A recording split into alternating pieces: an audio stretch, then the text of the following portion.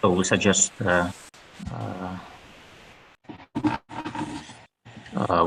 we wait a sec.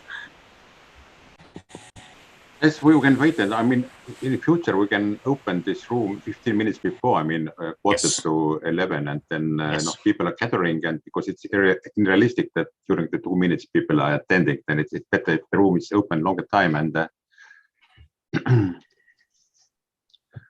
and you're also recording, yes? Yes, I've started broadcasting, and I will start recording before I introduce you. Mm-hmm.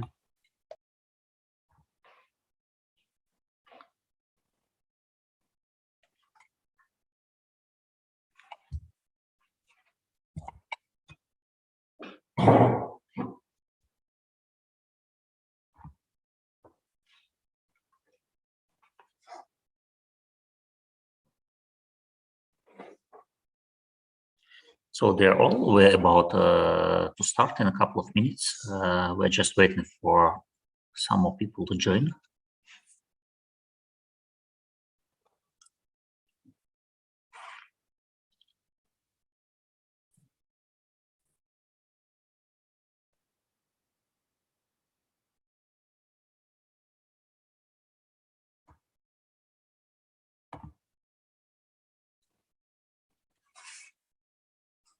I still see that people are coming very quickly.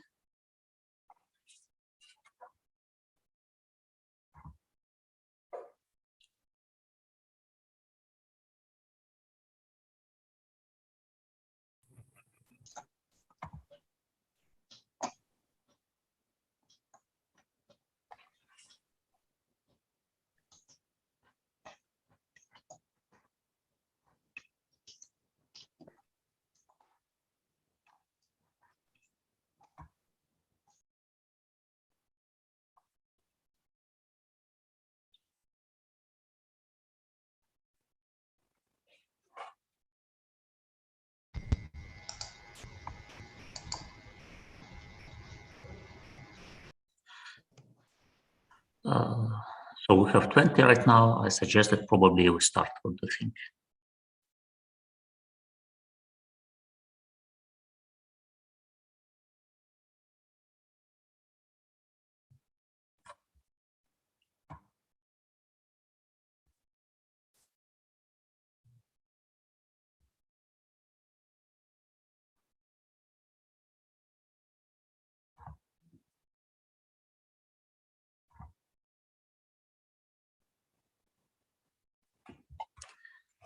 So welcome everyone. Today is kind of a big day for our project. We're starting our first webinar series that will last until the middle of December. And I'm more than happy to present our first speaker, Professor Khalif Sep of Estonian University of Life Sciences. He's just back from the IUCN Congress in Marseille that apparently is going to have huge implications for global sustainability. And we asked Khalif for our inaugural speech to share his impressions about the Congress and summarize its outcomes, and also talk briefly about the relevance of IUCN for global sustainability agenda. So please, Khalif, the floor is yours. Thank you, Anton, for introduction. Yes, Anton asked, could I give a short overview about the last IUCN Congress, and I was happy to do it because next week we should give several interviews to media, and it was very good reason to look and read those materials once again and think a little bit about the event. About my lecture outline, then first I will tell shortly about IUCN, its history, structure, and main achievements, because several people, they don't know what is IUCN and what has been a role of IUCN in nature conservation. And then, of course, overview about the IUCN Congress in Marseille, the main outlines of IUCN new programs, and also shortly about the Marseille manifesto. And I hope to manage with 45 minutes, maybe a couple of minutes more. First of all, a brief history of IUCN. It names IUCN was established right after the Second World War. It was initiative of UNESCO to have international nature conservation society. We know that the oldest international nature conservation society is BirdLife, which was established already 1922. But IUCN is very unique establishment from the very beginning, that it has like triple helix, that there are members at governmental level, there are members of international unions or societies, and national NGOs. And IUCN was established in France, in Fontainebleau, and during the history it has different names, and it's causing many problems, not only in English but also in Estonian articles and news. If you look at the statute, then IUCN has the long name, the International Union for Conservation of Nature and Natural Resources, and many people are using this long name. And then staff members realized that we need something shorter name. And then in 1991, they still used the same acronym, IUCN, but the name was the World Conservation Union. And it was very confusing because, of course, our journalists, they started to create the new acronyms, and very often, in the case of IUCN, the acronym WCU was used, and then nobody could understand what is IUCN and what is WCU. And in the council meeting in 2008, we decided that the International Union of the Conservation of Nature is the correct name, and then we should always use this long name as a long name and IUCN as acronym. Then this is just the overview of the name, which is also very important. Then from 1948 till 1996, IUCN had so-called general assemblies after every 3 years. And since 1996, we have had congresses, one after every 4 years. And already in the 50s, IUCN realized that for activities we need money. They established a special department, and this department became famous independent organization, World Wild Fund, WWF. And it's quite interesting that both organizations, their headquarters are located in the same village at the lake Geneva, not far from Geneva, not far from Lyon, which is famous about the football headquarters of as well. And if you look at the main achievements, then we can say that during the last decades, IUCN has been the vision designer in nature conservation, that nowadays everybody knows what is the Red Data Book. We know about several conventions which were initiated by IUCN activities. First one was Ramsar, and IUCN is still holding Ramsar Secretariat in Gland. Then IUCN was part of World Cultural and Natural Heritage Convention, which was adopted in 1971, and also initiated the CITES. The first global level strategy was World Conservation Strategy, which was prepared jointly with WWF and UNEP. And in 1982, the World Charter for Nature was presented and prepared. And if you look further on, then in 1981, it was the first time when at the global event the term biodiversity was used. It was the General Assembly in New Zealand in Christchurch, and it was proposed that we need to have a separate treaty convention on biodiversity, and 11 years later in Rio it was open for signatures. And yes, in 1992 Convention of Biological Diversity was adopted or opened, and since 1996 we have World Conservation Congresses. Then there are many international organizations. Some of them are much more richer than IUCN, like CI or the Nature Conservancy from the States, or even WWF. But IUCN is unique because, like I said, it has like triple helix membership. And if you look the management or governance structure of IUCN, then it's quite complicated. We have World Conservation Congress, which is the highest body. We have elected council. We have 6 commissions. I will introduce them shortly, with more than 18,000 active members. We have headquarters in Switzerland and tens of offices all over the world. We have members, we have national committees, we have regional committees. Then it's huge network of different organizations. And I just updated the latest figures about members. Then in September we have 92 state members. The last member at governmental level what was approved in Marseille is Uzbekistan, 92. Then we have 121 government agencies as a government representative part of IUCN. We have more than 1,100 national NGOs. We have more than 100 international NGOs, and we have more than 50 affiliate members. Then we can say that we have 1,400 plus members, and membership is always fluxing. Some are dropping out, but more are coming.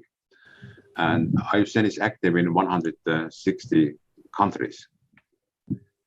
And like I said, that IUCN has 11 regional offices, mostly related to the continents, but separate offices for Washington and in Asia there are several of them.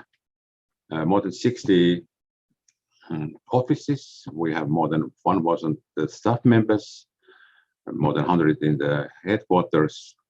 Then it's really huge. And if you look at the map, then really IUCN is everywhere. Our IUCN has project everywhere. Then it's just an example where IUCN is very, very active. And the World Conservation Congress, what took place in Marseille, this is the supreme body of IUCN, where we are electing president, treasurer, councillors, commission chairs. The program and financial plan is approved. Commission mandates are agreed, making conclusions what I've done. And of course, it's possible also to amend the status if when necessary. And currently, council represents members. We have 28 regional councillors from 8 regions. The whole world is divided to the 8 regions. Electing president, the new president was elected in Marseille. I will introduce her. Commission chairs, treasurers, and additionally, there are council member from Switzerland and 1 representative from youth, some active person who is younger than 35 years old. And of course, council is the main body between congresses, dealing with members, resolutions, programs, working out the strategies and so on. Like I said, currently we have 6 commissions, scientific commissions, and it's has been, it doesn't change during the last 30 years. And now in Marseille, I will introduce the most important decision, what I think will play an important role in coming years. There was decided that we need the 7th Commission on climate change. But so far, this is just a working task to the Council to establish the new Commission on climate change in coming 4 years. But currently, I think most of you know about the WCPA, World Commission on Protected Areas, and the Species Survival Commission, who is behind of Red List. But also Commission on Education and Communication is more and more important. Commission on Ecosystem Management, which is leading or promoting ecosystem-based approaches in the world. More and more important is Commission on Environmental, Economic and Social Policy, Commission on environmental law. If we look at the outcomes, then we're still talking that we have wonderful environmental law, legal system, but we don't implement it. And there was many interesting meetings.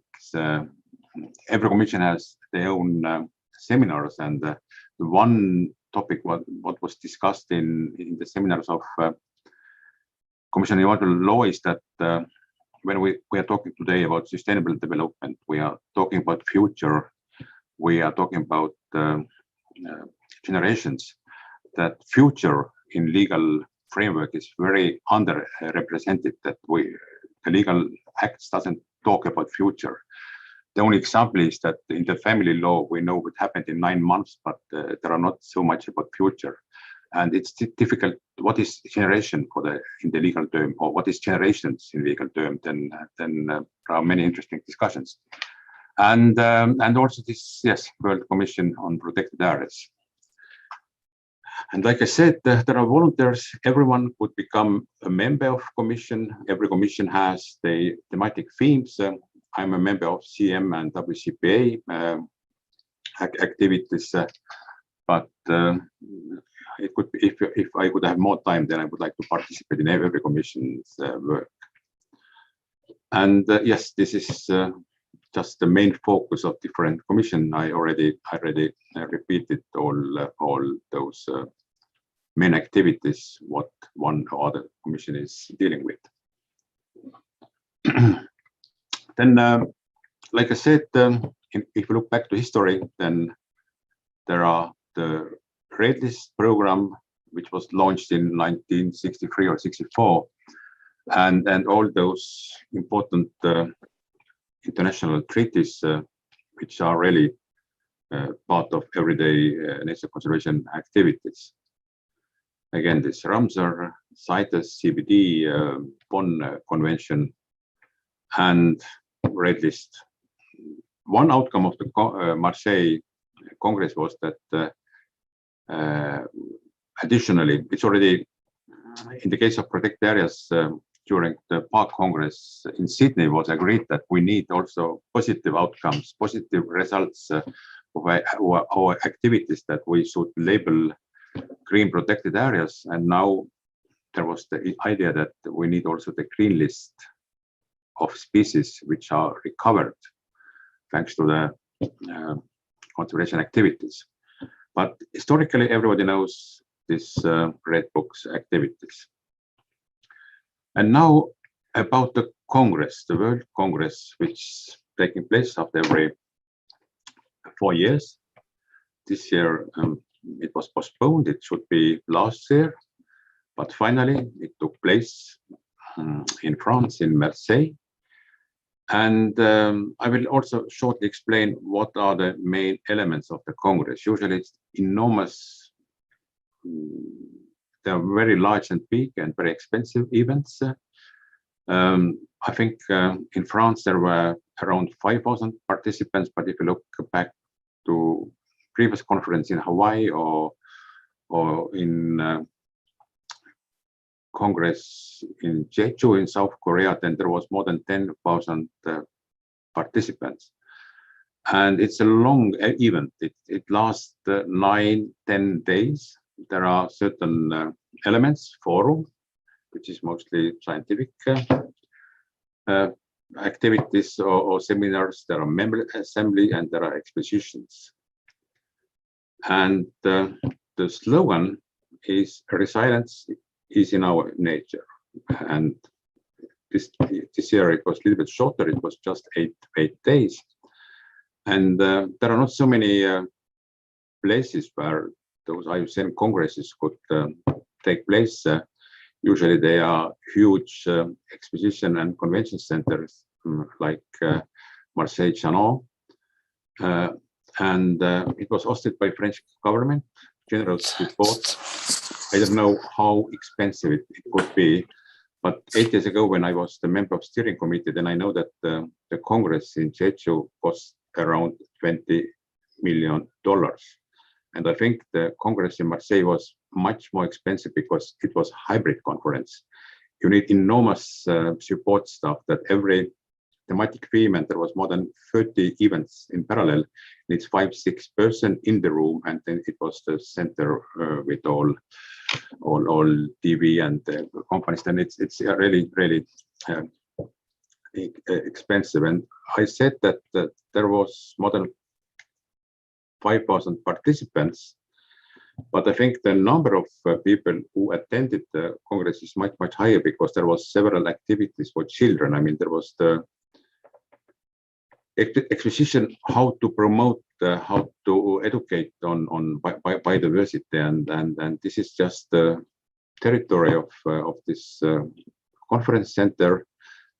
The 5 huge halls were occupied with all activities, and if you're the first time in the Congress, then it's really difficult to understand what is going on. Thanks to the app in mobile phone, then it was quite easy to understand, and of course there was several events going on. Now, talking about this Congress elements, then usually it's starting with opening ceremonies, and then it's usually 4 days forum.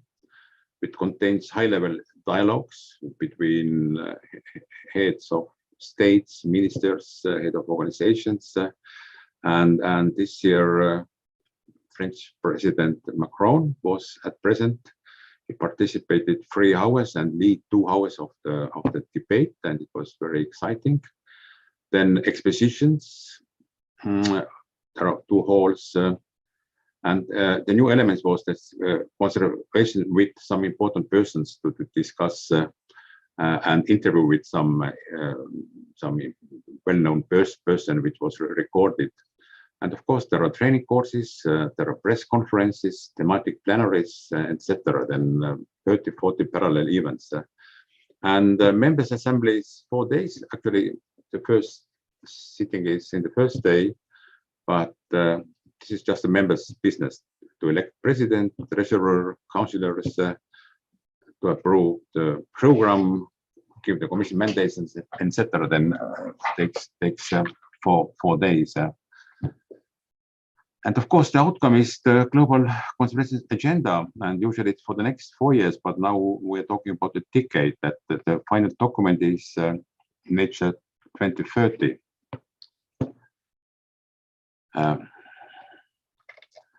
And like I said, it was opened with a high-level dialogue in the opening ceremony, which was led by President Macron. But there was the European Bank president, there was former Nigerian president,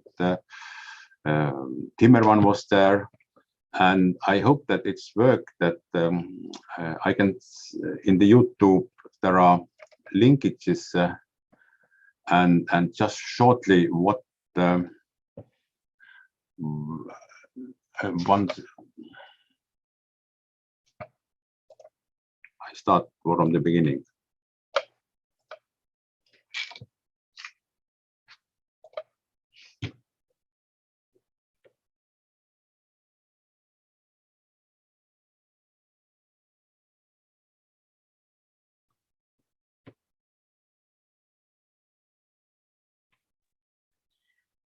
Somehow we cannot hear the sound. You cannot hear, yes. But we can see the subtitles. Okay.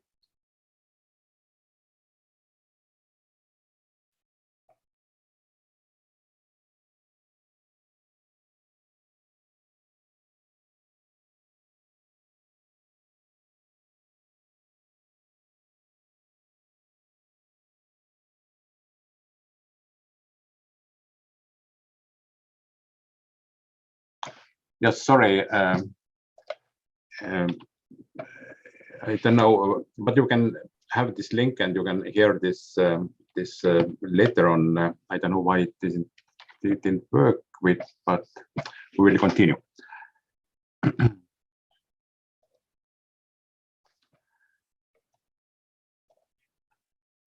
And then every Congress has the themes, thematic themes. There was separate activities related to landscape, freshwater, oceans, climate change, right and governance, economic and financial system, and knowledge, innovation, and technology. Also, they were like the main streams, 7 main streams, and every stream has different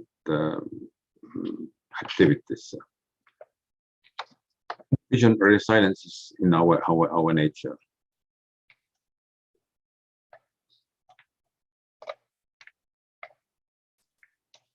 And if you look this Congress schedule, then you can see that at the beginning there are forum, this orange, and the exposition is open all of those seven days. There are summits, meetings of head of states and ministers, and of course I said that there were more than 5,000 participants, but there was quite few participants from Africa, from Asia, and yeah, mostly from Africa and from Asia to this,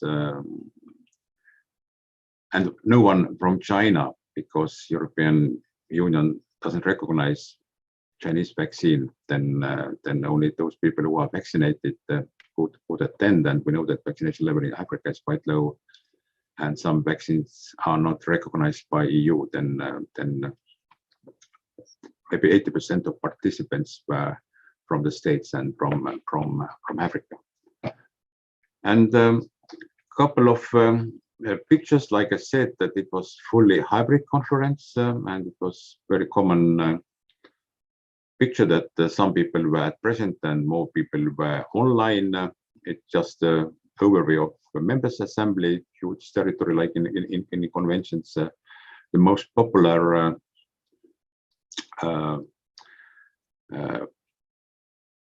box reversed the red, and it's really that those, you know, there was tens and tens of such kind boxes, and to rent one box it was 250,000 euros. I mean, it's for this 7 days, and it's really expensive. And some boxes were empty. One of these was Russian Federation or protected areas in Russia.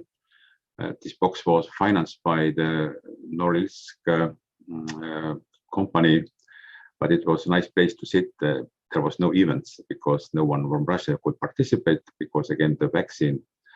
And of course it was fully all people in masks all the time. And another very interesting feature was that it was 100% of paperless conference. That I remember when I took part in the first Congress in Amman in 2010, I carried tens and tens kilograms of papers, wonderful books, overviews. And there was a congresses where you returned with tens of CDs and memory sticks. But in this conference, it was QR codes, and you just make the photo about the code, and you have now tens and tens of codes. I don't know when you have time to sort them out. And like I said, there was 2 halls for children, how to promote biodiversity, and there was a lot of media, virtual activities for the children. And every day, school children from Marseille and in the neighboring communities, they attended to the meeting. Then it was really lively and interesting. And now about this members business of assembly, like I said, that responsibilities to elect the president, and the new president of IUCN will be Ms. Razan Al Mubarak from United Arab Emirates. She lead several foundations, and she's very well known in the Species Society or Protection Society group. Then it's the second time when IUCN president is female. The first one was from South America in 1996-2000, Miss Kakabatse, and now she's second time. There was altogether 3 candidates, but she got to win in the first round already. And also the program was approved, and the program is called Nature 2030, One Nature, One Future. And of course, this is very basic scheme that what are the direct pressure on landscapes and biodiversity, what are indirect drivers, and what is the root causes, what we should deal with. And of course, we should look at more and more outside the protected areas. We should think about urban areas, we should think about agriculture, about forest. They all are very important. And like in every new strategic document, we should think what is relation to the sustainable development goals. And in this strategy, it's underlined that our main relationship is to oceans and land, but also we should deal with gender equality, fresh water, climate, and food governance. So those are the most important. And of course, we should use this approach, which was what was described by Johan Rockström and Karl Folke, that biosphere is basic for society and economy. Those targets are not equal, but we should deal with those 4 basic goals which are related, or 2 goals which are related to the biosphere, and economy is just to serve those. And like every strategic documents having a certain structure, certain ideas, and the strategies focuses on land, water, oceans, climate, and people. And it has 5 R's: recognize, retain, restore, resource, and reconnect. And all those activities are well described. Recognize, it means that we have urgency and we don't have time, and those issues should recognized by governments, non-government organizations, academia, communities. It means climate change and biodiversity loss is issue of whole society. It's not the business of for environmental NGOs or ministries. Retain, it means maintaining and sustainability using the world biodiversity and natural and cultural heritage. Restore, we have UN Decade of Restoration, a condition of species and ecosystems. Resource, we should think about funding and investing in nature more and more, and reconnect people to nature to build a culture of conservation. It's still not done in many regions. And maybe the most important figure is this one, IUCN theory of change, that we need the leadership, and it's all society, all community, governments, scientists should be involved. We have union would lead transformation, and we need a clear policy. We need innovation solutions, knowledge and learning. We need the capacity, know-how, and of course, convening and consensus building is in the society is very important. And we should deal with people And of course, the main objects are land, water, ocean, and climate. I will summarize shortly what is promised in every section of what is the issue. And we have just world that values and conserve nature. And the strategies describe that what is the issue, what needs to be done, what will we do. I think it is not very new or innovative, because there are many things which are used before by IPS or IPCC, but it's nice summary. Of course, every target has also those indicators what could be used for measuring the success. Yes, in the case of people, we need that we have inequality and we have unstable use of nature. We should work across sectors. All sectors who have impact on nature would be involved, and in every theme, three main activities are underlined.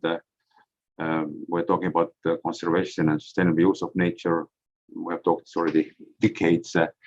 Then equitable and effective governance. We're talking about benefit to the people and benefit to nature. And of course, enhance realization and enforcement of the law. We have law, but we don't implement at national level or at the regional level. Then in the case of land, again, we know that biodiversity and land is in decline globally. And even if we take the right decision, just today, it takes decades to have a success. And we once more recognizing that there is the urgent need to protect intact landscape and biodiversity.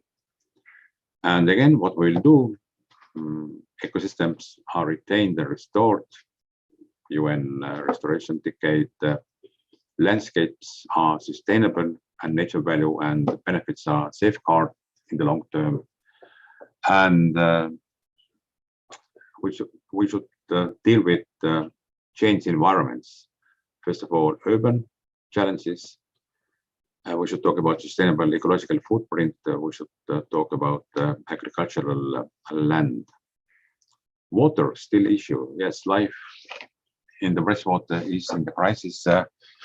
Water management and protection, sustainable use and restoration of freshwater systems for biodiversity is urgent. And activities, what should be done, the loss of freshwater species and decline of freshwater ecosystem, health is halted and restoration initiated. I mean, it's very ambitious. And we're talking about not only restoration of rivers or lakes, we're talking about restoration of Mediterranean Sea or even ocean. Then it's very important to have equitable access to water resources. Ecosystem services should be secured, and water governance, law, and investment decisions should be addressed. And ocean, it's becoming more and more important. We have unsustainable exploitation of marine living resources. Very little part of global oceans are free from the human pressure. And for ocean, we really need more stronger legal and policy framework. And again, when we're talking about the restorations of the water bodies, we're talking about sustained livelihood benefits for coastal communities. We're talking about oceans and coastal processes, what should be maintained. And the new topic, I mean, what was decided that we are saying that maybe so far we have talked too much about the climate change and biodiversity is somehow behind. But actually, loss of biodiversity and climate change, they are just two sides of the one coin. And IUCN is now promoting or dealing very much also with climate change, adaptation to the climate change, what needs to have solutions. And in the case of climate, we know exactly what is our target, what is our problem. The temperature have risen more than 1 degrees. We should keep this below 1.5 degrees, and we need nature-based solutions to scale up effective adaptation to the impact of climate change.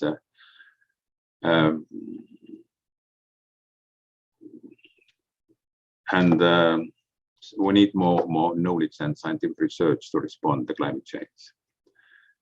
It's the quite typical strategic documents which has the very clear structure, outcome, targets and indicators.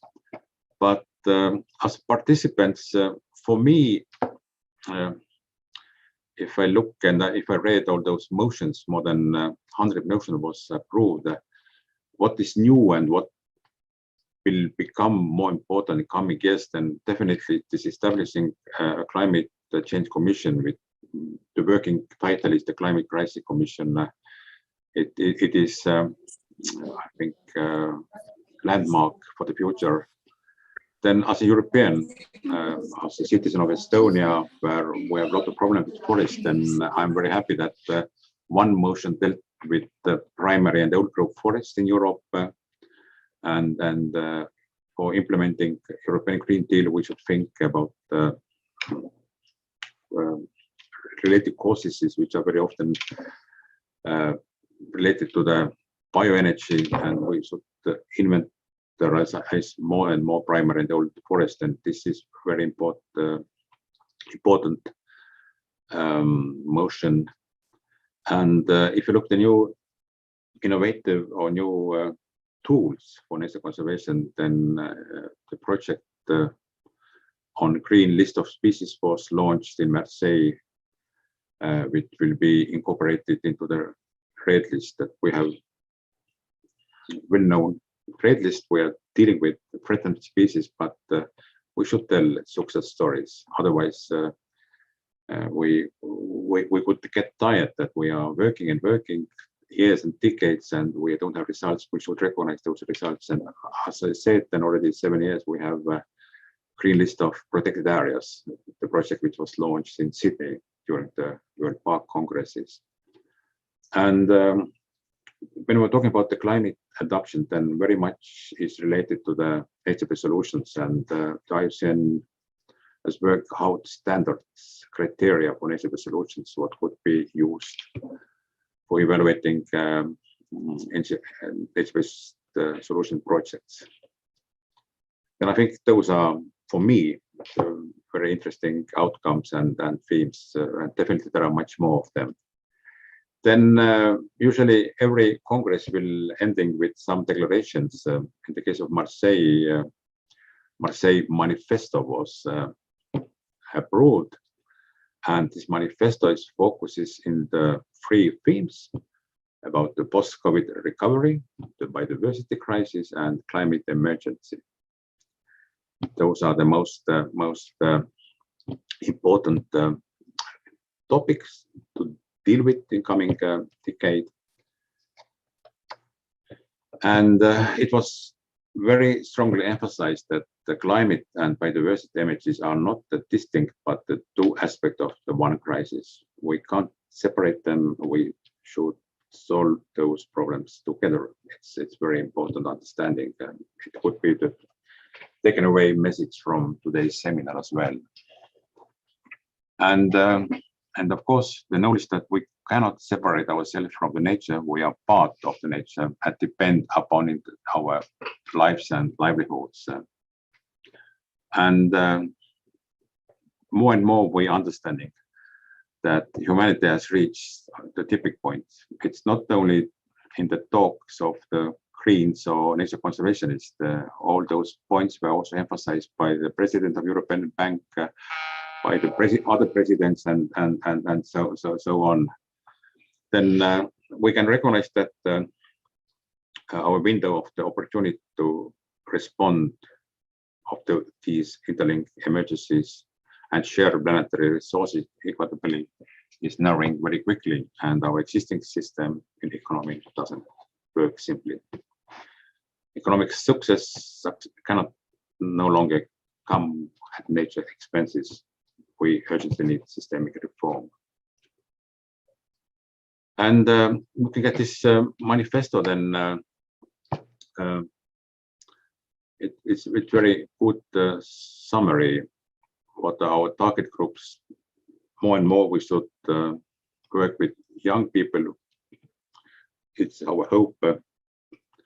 We emphasizing collaboration and partnership between all sectors, between governments, different levels, and more was emphasized that every citizen, local authorities, indigenous people, they are playing more and more important role in nature conservation. And countering the impacts of the COVID pandemic, again, we should promote investments in nature. We talk about nature positive economy, and we should prioritize investments in nature to advance social justice and inclusion.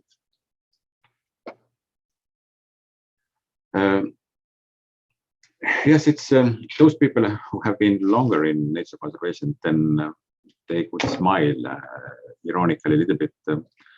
I remember when I started to be part of this international nature conservation more than 20 years ago, then there was the slogan, "Halt loss of biodiversity by 2010."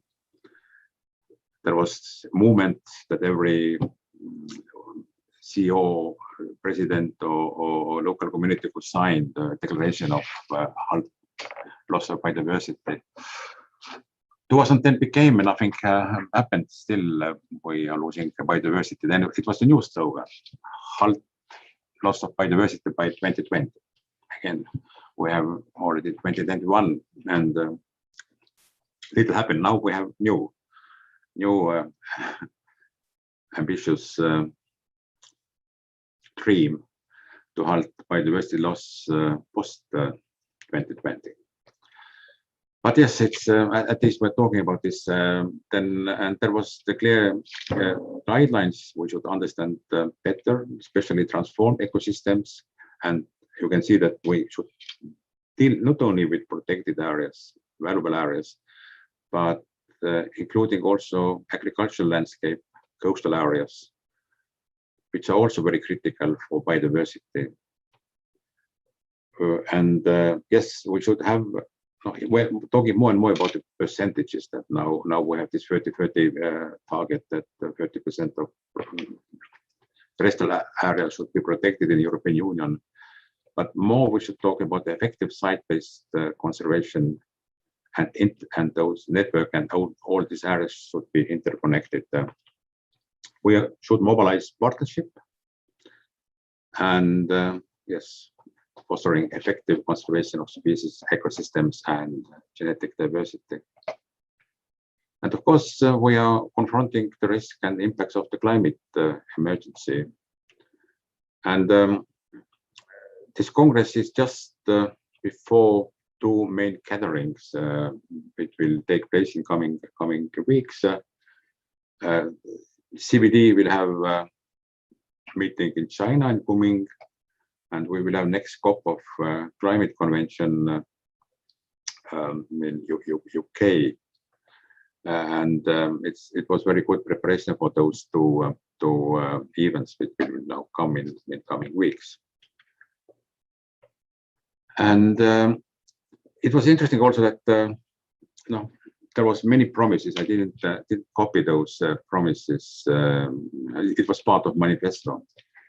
But the host country and President Macron promises on behalf of France many things that France would like to achieve 30% of protected areas nationally by next year.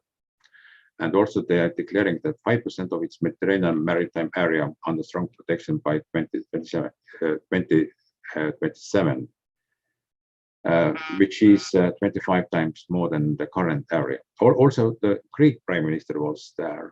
He was even stronger promises. They said that they will protect 10% of Mediterranean maritime area, internal waters of Greece.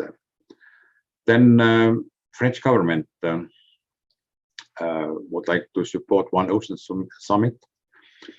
It was really that when this high-level summit took place in the opening ceremonies, then those politicians, they offered so much, and it was like the understanding that they know everything what to do, and it's so easy just to agree percentages, millions, trillions, billions of money, that what we're doing here in the Congress, that everything is clear already. But of course, there are the political proof and there is the scientific proof always.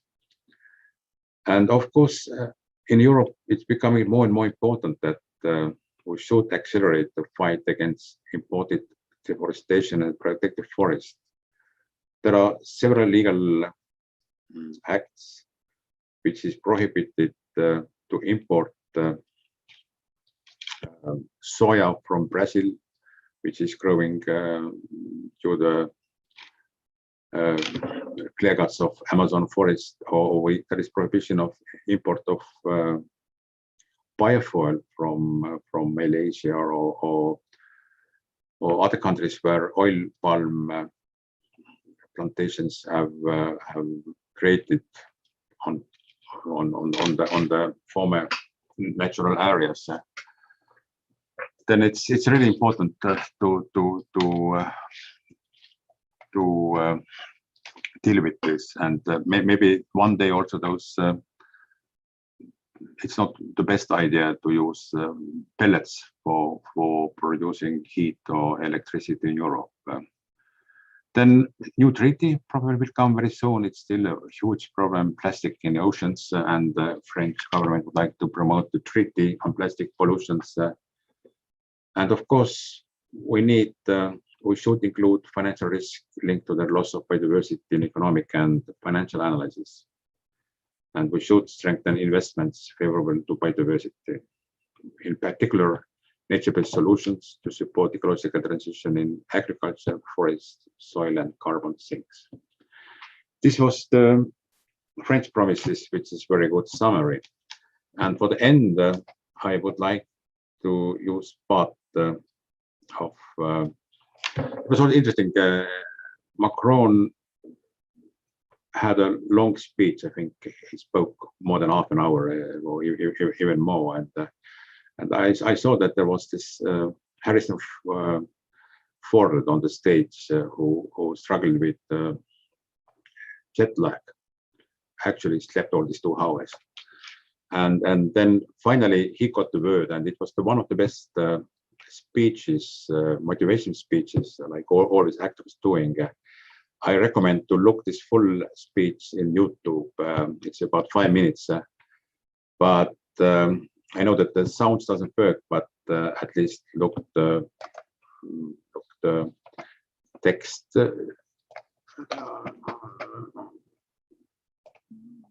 I will start. Yeah, same thing. We cannot hear the guy. Okay. And no text either, then okay. Yeah, unfortunately, no. Then people can look at themselves later on. Then I will just stop here.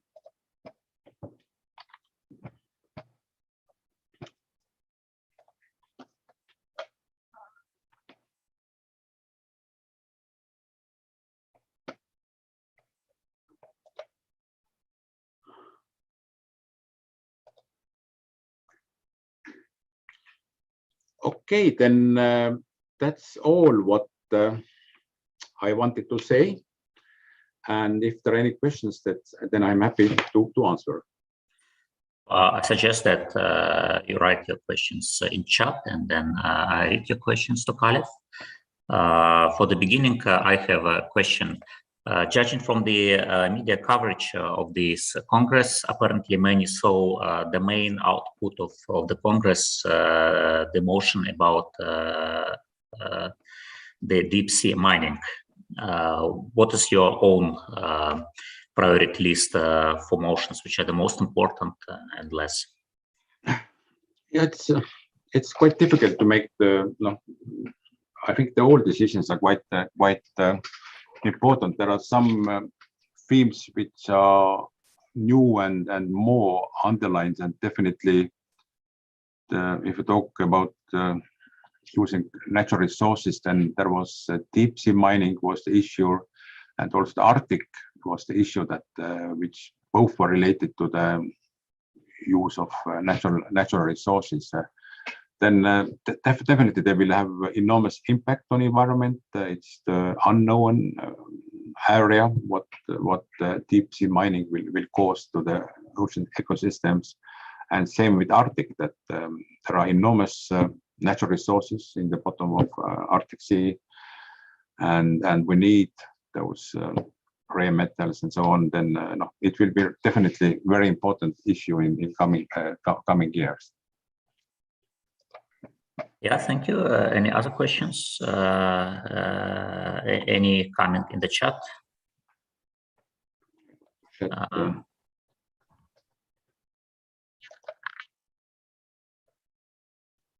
Hi. Please introduce yourself. Yeah, it's Nicole from Vietnam. Nice to see you all. Can you see and hear me? Yes. Yeah. I would like to ask Professor Kalexis about your opinion about biodegradation nowadays in freshwater body in Estonia, especially in wetland. Do you have any sign or already clear about biodiversity degradation in the aquatic ecology? Yes. Yeah, I heard partly, but it was about the freshwaters. In Europe and in Estonia, there is the topic that we try to rewild our river ecosystems, rewild for the most of the fish species. And another very important activity in Estonia and also in Europe is that to damage those dams which were built in previous years. And one presentation from Estonia, from Minister of Environment, was that in Estonia at the river Pärnu, we damaged the huge dam and open this gate again for migratory fish species. And so far, it is the biggest dam damaging in Europe. Then freshwater is very important issue in Europe. We have water framework directives. We are evaluating the ecological status of freshwater water bodies, and there are a lot of many projects funded from LIFE with aim to rewildering those mostly rivers in Europe. Yeah, I think this freshwater is very important area as well.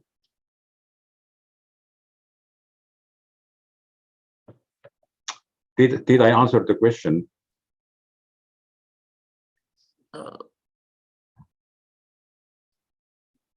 Sorry, I'm muted. Please unmute yourself. Sorry. Yeah, because it's very interesting to hear, because I think this in Estonia it seems to be very nature environment is already facing the degradation in freshwater ecology. No. We have some success stories, but I think this forest issues, it's still a huge theme in Estonia, and forestry people or forest industry and nature conservation people, they are not in the same boat. And Latvia and Estonia is the biggest producer of pellets. I mean, this wood briquettes in Europe, and we are exporting them to the UK and to the Netherlands.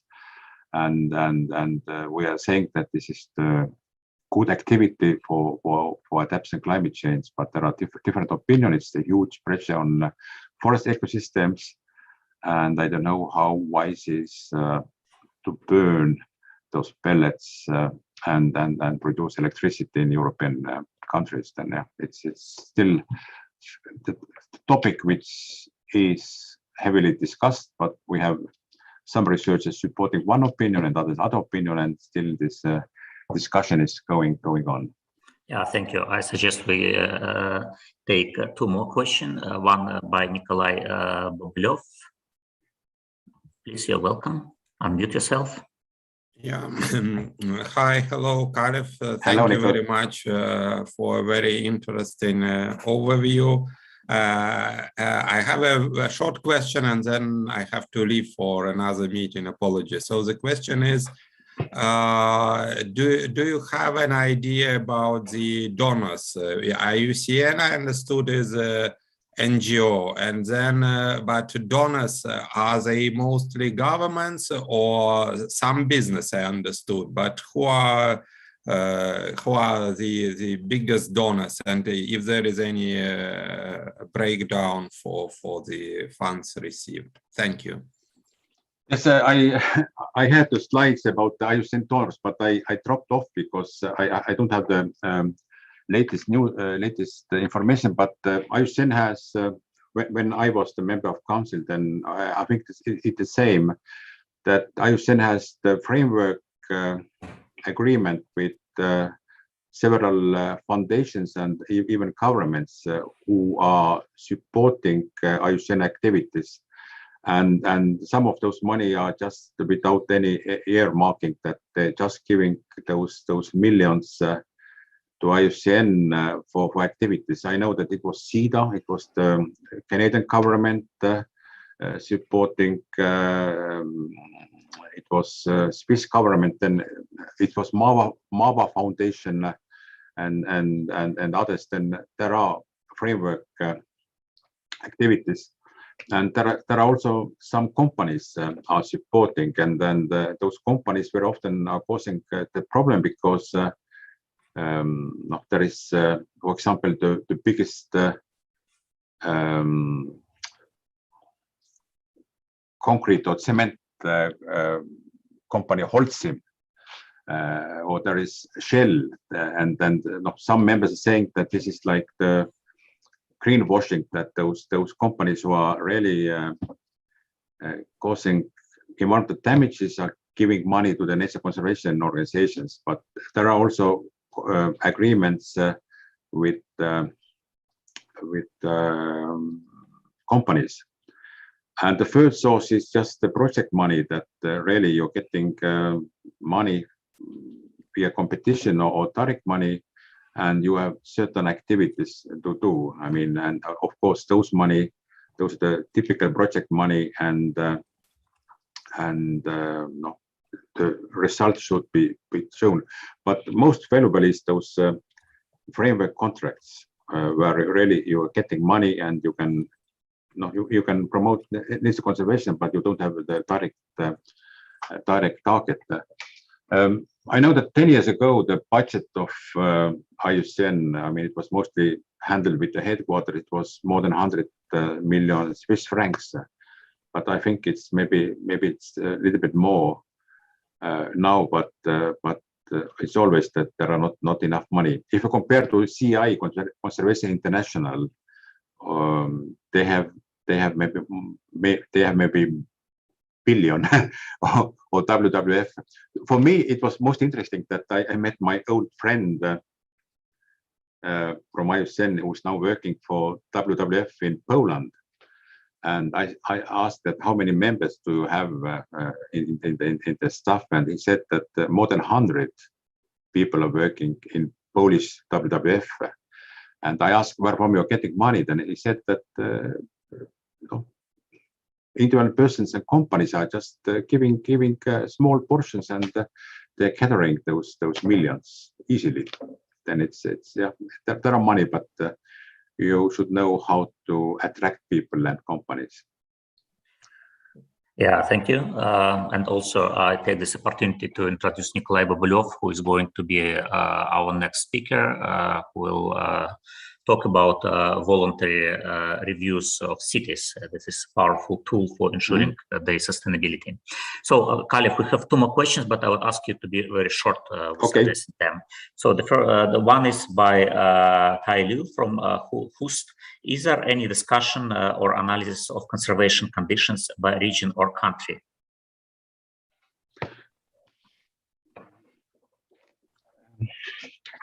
Yes, no, the things what I didn't tell that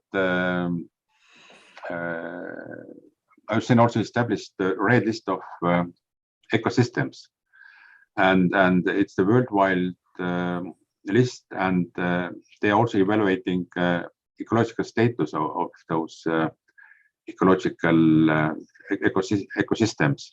IUCN doesn't make overview by countries, but IUCN is participating in the report, which is the global outlook, where countries are listed. Yeah, shortly. Yeah, thank you. I hope this is a full answer to the question, but to me at least it looks like. And then we have a question apparently from the National Garden Park in Ulaanbaatar. Please unmute yourself and go ahead with the question.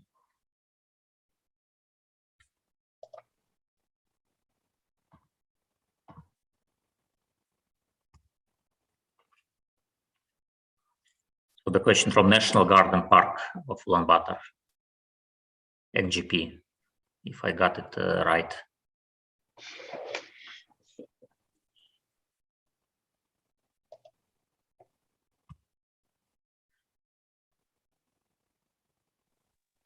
Hello? Hi, please go ahead. All right, so first of all, thank you for your presentation. And I'm just wondering, maybe it's not related to this presentation, but I'm just wondering, like, COVID-19, we all have been quarantined. So is there any good result affecting the climate, like maybe like reducing the air pollution, something like that? So can you give me some good result? Yeah, I just wondering. I mean, it's the impact of COVID to nature, or what was the question? Okay, so it's like we all have been quarantined, like because of the COVID-19. Yes. Yes. So, is there any good result which is affecting to the climate, like reducing the air pollution and other things? Oh, yeah, yes, it's it's very good question. There are more and more nice evidence what COVID brought to us. I mean, in China, Chinese people finally would see the blue sky. I mean, the air pollution has decreased. If you will go visit Anton and if you will go to Venice, then the water transparency is as good as never has been. Then there are if you look the people behavior that people they would like to visit natural areas more and more. It's everywhere in Europe that the people are rediscovering nature. They are tired to be locked in the rooms, and then if there are opportunity to go outside and they are going to nature, then I think. And there are less and less traveling. I mean, there are 3 or 4 times less planes in the air every day. People are traveling much less, and then definitely the ecological footprint is less and less. Then there are hundreds and hundreds or tens and tens examples what good results thanks to the COVID. I mean, the COVID has positive impact and also negative impact, and we should learn from those positive impacts. Definitely, I think every country we can draw many examples, and it would be interesting discussions what COVID has brought into the Mongolia or Vietnam or Ukraine or Estonia. Then there are many positive aspects. Thank you. Yeah, thank you. So it indeed was a very interesting question, although I can imagine a very controversial one as well. So thank you, Kalev, a lot for your brilliant talk. I hope everyone has enjoyed. We had a good participation. On the peak, we had like 40 people who joined us.